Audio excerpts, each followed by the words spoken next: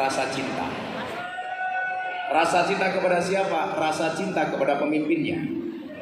Dan perlu diingat, cinta itu seperti air hujan. Kamu bisa merasakannya, tapi kamu tidak bisa menghentikannya.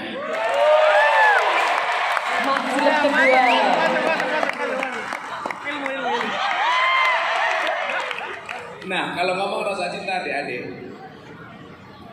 kita belajar dari dua orang di depan kita ini. Saya mau tanya, adik-adik, mas-mas, kalau kamu tak suruh milih olahraga apa? Jalan atau lari? Jalan atau lari? Jalan, sama. Kalau saya harus milih olahraga lari atau jalan, saya milih jalan. Kenapa? Karena hidup itu tentang perjalanan, bukan tentang pelarian.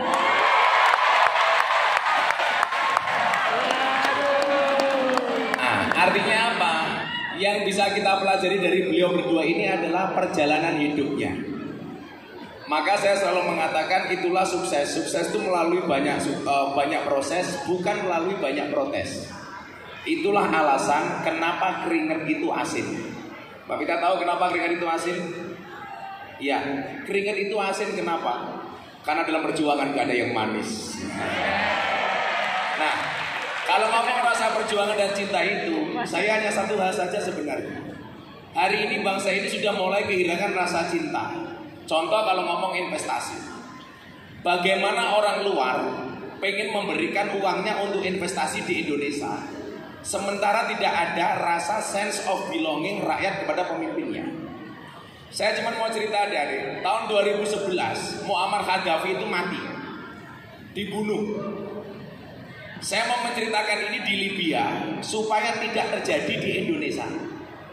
Pak Bahlil, tahun 2011 setelah memimpin Libya 42 tahun, Muammar Gaddafi akhirnya meninggal dunia.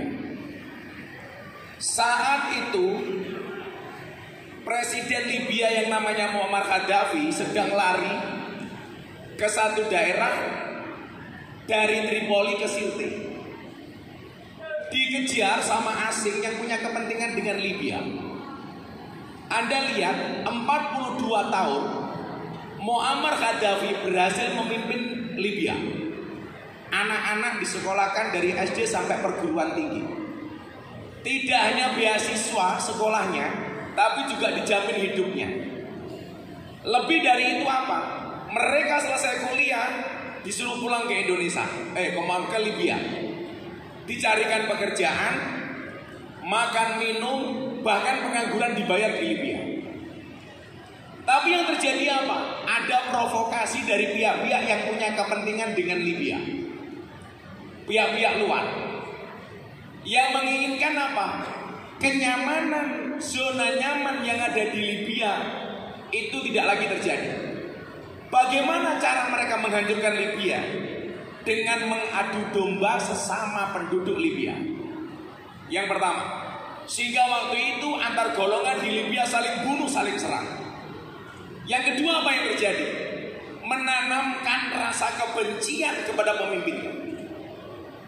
Sehingga yang terjadi adalah orang-orang yang terprovokasi ini bersekutu dengan pihak asing bagaimana membunuh pemimpinnya.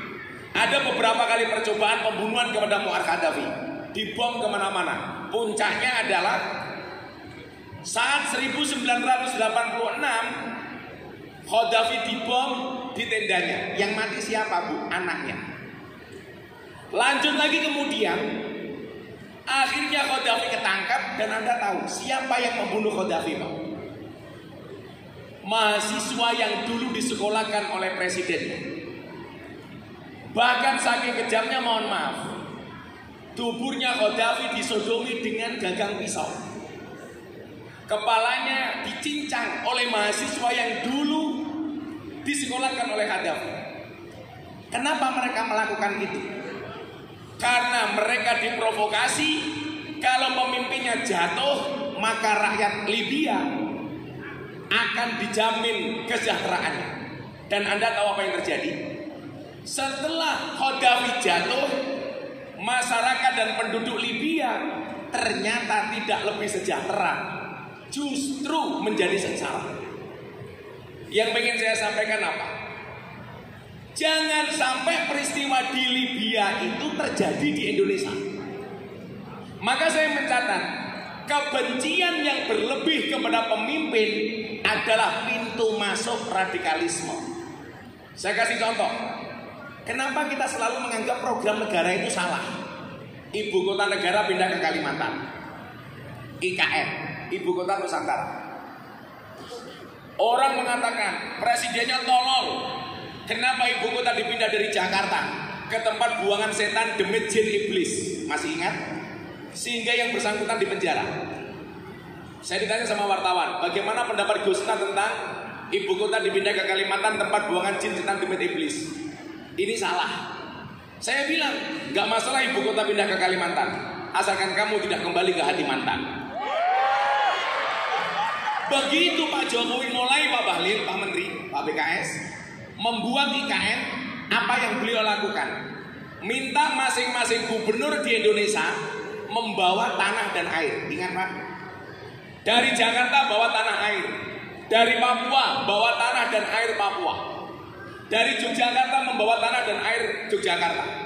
Orang-orang yang tidak suka dengan pemerintah mengatakan apa? Presidennya percaya klinik, percaya dukun. Kenapa untuk membangun ibu kota negara harus membawa tanah dan air? Mereka lupa apa yang diinginkan oleh Presiden Jokowi. Kenapa masing-masing daerah diminta membawa tanah dan air? Supaya masing-masing daerah, apapun sukunya, apapun rasnya, apapun golongannya, dari manapun provinsi dan daerahnya, memiliki sense of belonging terhadap ibu kota Nusantara. Tapi yang terjadi apa? Presiden dikritik habis, percaya klinik, percaya dukun. Untung saat Pak Presiden bikin IKN waktu itu belum muncul Samsudin, Pak. Kalau sampai muncul Samsudin pasti akan bilang, oh tenang. Ini dukun yang viral kemarin Pak Bali. Samsudin, yang itu wesi. Wah, dukun yang mengajarkan anti kebal dan lain sebagainya. Nah, yang pengen disampaikan oleh Presiden Jokowi apa sebenarnya? Semangat persatuan. Yang dicontoh oleh Pak Presiden siapa Pak Menteri? Sunan Kalijogo ketika membuat Masjid Demak. Itu merupakan proyeknya Sunan Kalijogo. Tetapi beliau tidak egois. Ada 4 tiang di Masjid Demak itu. 1 tiang dari Sunan Ampel Surabaya, 1 tiang sumbangan dari Sunan Gunung Jati Cirebon, 1 tiang dari Sunan Bonang Tuban, kemudian 1 tiang dari Kanjeng Sunan Kalijogo. Pertanyaan saya, ini kan proyeknya Kanjeng Sunan Kalijogo. Kalau seandainya Masjid Demak itu dibuat oleh Sunan Kalijogo sendiri, jadi apa Pak? Jadi apa enggak Pak? Jadi. Kenapa Sunan Kalijogo melibatkan orang lain? Karena semangat persatuan. Maka Indonesia hari ini kalau mau besar gampang, ayo bersatu. Saya bilang, sehebat-hebatnya Superman itu kalah sama Super Team. Superman itu goblok, badannya besar, bajunya es. Lebih goblok lagi, pakai celana dalam di luar. Yang paling goblok siapa Pak? Yang nonton. Tahu orang goblok, kenapa ditonton? Nah, persoalannya adalah hari ini kita itu lucu. Tidak suka dengan pemimpin, tidak suka dengan pemerintah, sukanya mencari-cari kesalahan pemerintah. Tetapi kalau ada hal yang menguntungkan, ikut-ikutan. Dulu orang nggak percaya, nggak mau disuntik vaksin. Tapi begitu muncul BLT, semuanya berebut. Lucunya apa Pak Bahlil? BLT untuk orang miskin, semuanya ngaku miskin. Yang punya mobil ngaku miskin. BLT untuk UMKM, semua orang ngaku pengusaha kecil. Maka saya izin Pak Menteri, Pak BKS, Pak Bahlil, tolong sampaikan ke Presiden, bikin BLT 1 lagi untuk orang gila. Apakah orang-orang Indonesia juga ngaku-ngaku gila? Maka saya mencatat, adik-adik tolong, kamu boleh suka sepak bola, tapi jangan karaktermu seperti wasit sepak bola. Di Indonesia sekarang karakter orangnya seperti wasit sepak bola. Apa itu? Lari ke sana kemari mencari kesalahan orang lain. Dan yang paling celaka siapa Pak? Wasit tinju.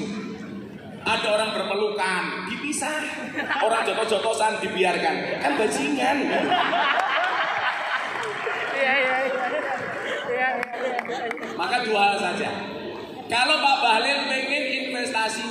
lancar, tolong hargai pemimpin, cintai, ada integritas, ada loyalitas. Kalau kita belajar dari hakikat perhubungan, perhubungan itu menyatukan. Maka apa? Kalau kita pengen besar, jadilah bangsa yang bersatu. Karena bangsa yang bersatu merupakan syarat untuk menjadi bangsa Indonesia, bangsa yang baldatun thayyibatun warabun ghafur. Amin. Mbak, saya mau bikin syair saja. Ada santri di sana, ada anak-anak asidikiyah. Mas, tolong diiringi. Saya mau sholawatan Joko Tingkir, tapi isinya tentang kebangsaan. Tentang kebangsaan. Kerja, orang mongan mangan cangkok. Ya, ini bedanya. Ayo Mas, semangat Mas. Ya. Sorry ya Mas. Kita berada di atas panggung yang sama, tapi dengan amplop yang berbeda. Ya, ini adik-adik santri ini ya. Ini adik-adik santri supaya kenal dengan kebangsaan. Tolong diiringi ya. Kowe iki ngopo? Melodi ini saja goblok. Kita pakai selamat Badar untuk keberkahan bangsa Indonesia. Salatullah salamullah ala toha rasulillah.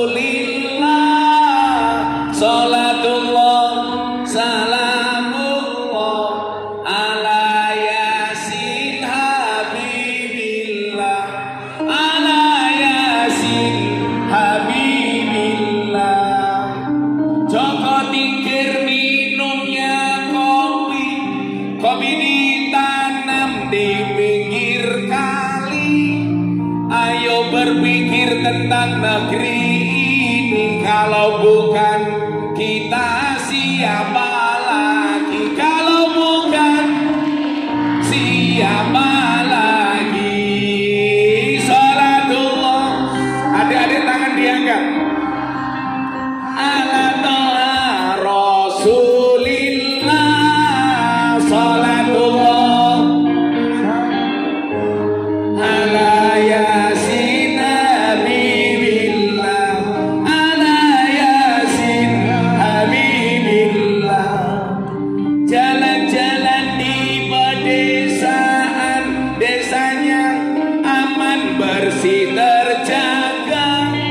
Sucikan hati, tetapkan iman. Merah putih melekat di dada. Merah putih melekat di dada. Salatullah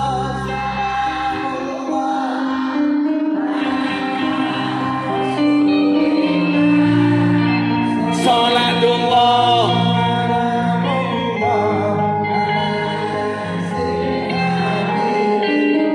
ala yasin habibillah. Bunga cantik di dekat taman, beragam warna memikat hati. Mari rawat kebinekaan demi keutuhan NKRI, demi keutuhan. Salatullah salamullah ala toha rasulillah. Salatullah salamullah ala yasin.